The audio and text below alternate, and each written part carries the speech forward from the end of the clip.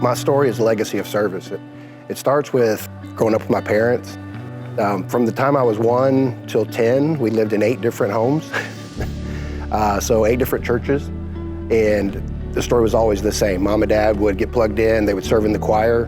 The last place we ended up was in Bedford, Texas, attending First United Methodist Church. My dad moved on to being an usher and greeter, and ultimately ended up becoming the head usher, head greeter. You know, time continued to march on. My dad also led a Sunday school class that would be analogous to our small groups. The group grew and grew. They would have to move to bigger classrooms. Eventually, they would ask people to splinter off and start new Sunday school classes. December 2004, my dad passed away. He died 2 days after Christmas. That year, Christmas was on a Saturday.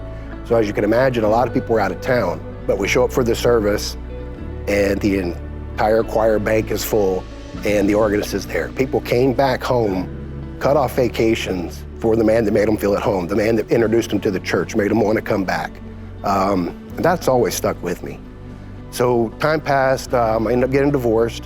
My good friend Doug Curley, pastor here at Fellowship of the Parks, so I decided one day to get up and come to Fellowship of the Parks. So at first, I was really just attending. My main service was making sure plenty of coffee and donuts disappeared.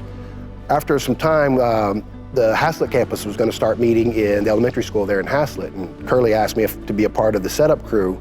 Mainly, he needed people he could trust. So that entailed waking up at a ridiculously early hour, meeting Rusty out at the elementary school and unloading the trailer with all the equipment. So that lasted several months, and then for a lot of different reasons, we needed to get on property. I ended up doing some contract work with the church. Time passed, continued to pass. I actually came on board with Fellowship of Parks as the facilities manager.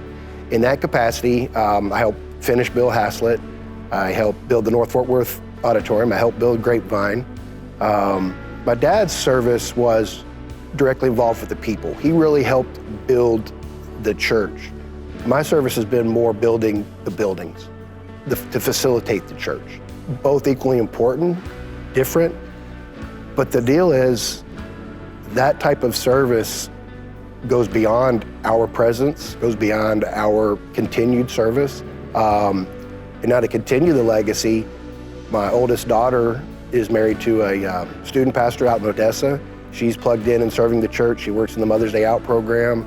So the cycle continues and moves on, and more lives are being changed. And it really all started with John Vaughn and Diane Vaughn, and it's carried on through myself and now my children.